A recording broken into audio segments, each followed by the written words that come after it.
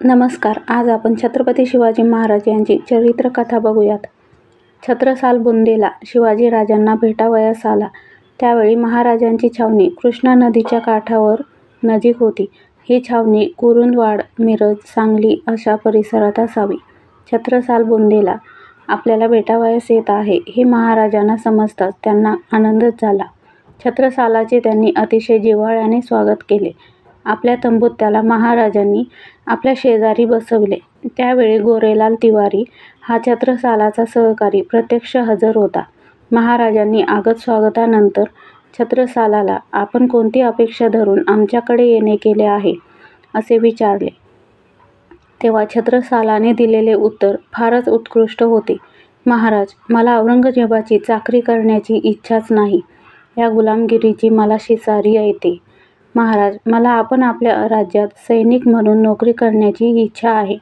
त्यावर महाराज म्हणाले, छत्रसालजी, तुमच्यासारखा सिंहाचा छावा आम्हाला सेवक म्हणून लाभला तर ती आनंदाची आणि सन्मानाचीच गोष्ट ठरेल. पण आपण नोकरी कशा करता आपण स्वतंत्र राज्य स्थापन करावे. जे मी इथं केलं तेच आपण बुंदेलखंडात करा. सारा मोगली मुलक काबीज करा. छत्रसालाच्या मनात या स्वातंत्र्याच्या विचाराने गोड कल्लोळ उसळला. आजपर्यंत असा विचार सांगायला त्याला कुणी भेटलाच नव्हता. त्यांनी छत्रसालाला पूर्ण स्वावलंबनाने व पूर्ण स्वतःच्या हिमतीवर हे नवे बुंदेली स्वराज्य निर्माण करण्याची प्रेरणा दिली. महाराज त्याच्याशी जे विचार बोलले, छत्रसालजी, आपण मनात आणा. आपण स्वराज्य निर्माण करू शकाल. सैन्य आणि युद्धसाहित्य नक्कीच उभे करू शकाल.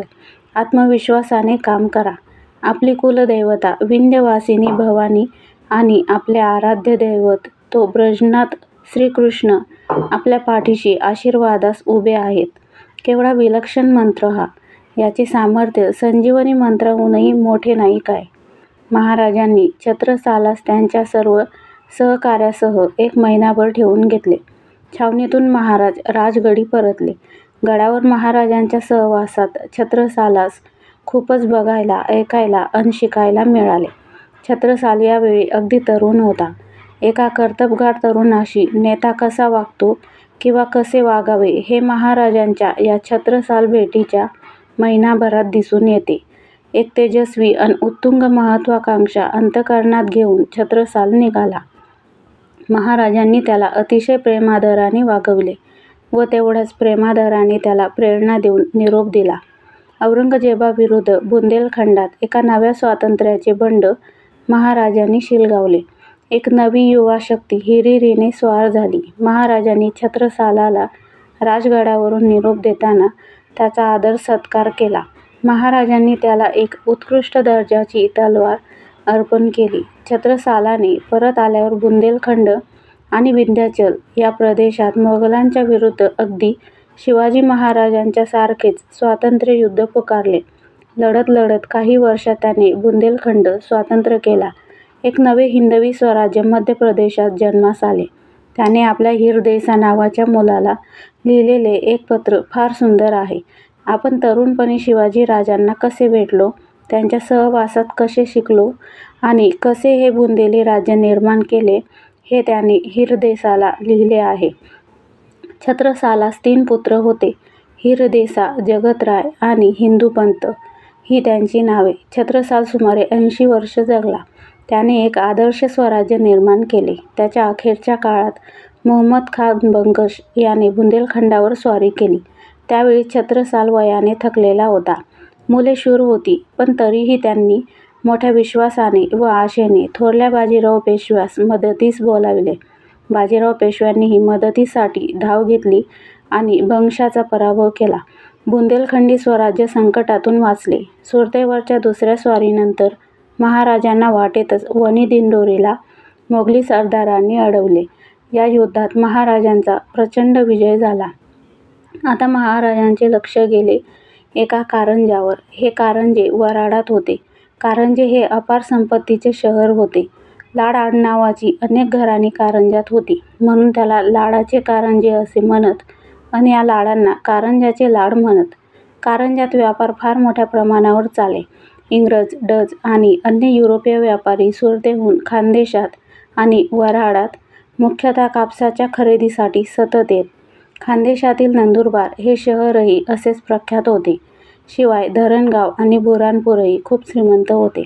अर्थात सत्ता होती इथं औरंगजेबाची. यावेळी बुऱ्हाणपुरात सुभेदार म्हणून होता जसवंतसिंग राठोड. हा जोधपूरचा सरदार. तो महाराजांचा कडवा शत्रू होता आणि औरंगजेबाचा कडवा सेवक होता.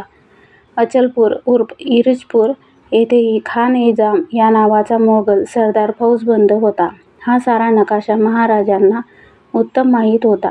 महाराजांनी पहिला छापा लाडाच्या कारंज्यावर घालायचे ठरविले. पण महाराज फौजेनिशी एकदम लाडाच्या कारंज्यावर आले. या क्षणी कारंज्यात उडालेल्या गोंधळ आणि पळापळ चक्रीवादळासारखी झाली. एवढ्या मोठ्या व्यापारी शहराच्या संरक्षणाची व्यवस्था काहीच नव्हती. खान जमानबरोबर लष्कराची छावणी होती, पण ती अचलपूरला जवळजवळ 70 किलोमीटर दूर. महाराज कारंज्यात शिरले त्यावेळी काही इंग्रज व्यापारी आणि दलाल खरेदीसाठी कारंज्यात आले होते.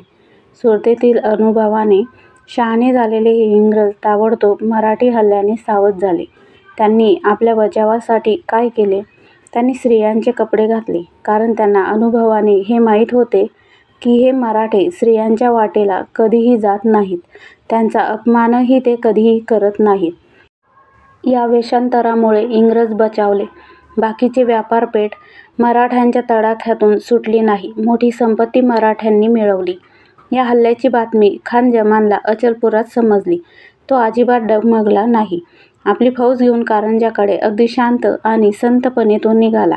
कारण मराठ्यांचा पाठलाग करण्याचेही पुण्य मिळवायचे आणि मराठ्यांशी मारामारी करण्याची अवघड भानगडही टाळायची, असा त्याचा दूरदर्शी मनसुबा होता.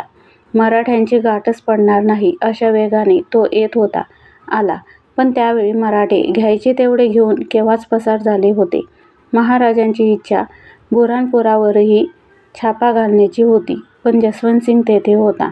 तो कडवा प्रतिकार करील अन बुऱ्हाणपुरातून त्यामुळे आपल्याला फार काही मिळणार नाही, असा व्यापारी हिशेब करून महाराजांनी बुऱ्हाणपुरावर न जाता नजीकच्या बहादूरपुऱ्यावरच फक्त छापा टाकला आणि मिळाले तेवढे घेऊन महाराज परतले. कारण बुऱ्हाणपूर जिंकणे हा काही महाराजांचा हेतू नव्हता.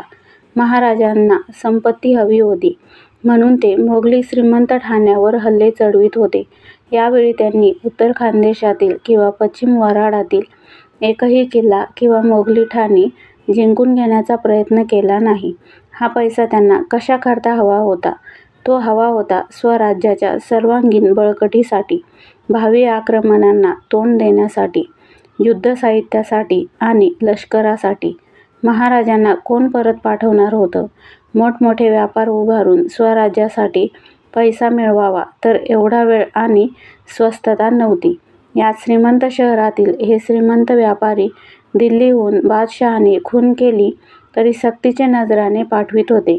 मग महाराजांनी पण असे सक्तीचे नजराणे स्वराज्यासाठी वसूल केले तर काय हरकत होती? महाराजांनी सुरतेवर स्वारी केली आणि खंडण्या घेतल्या. म्हणून का रागवायचे?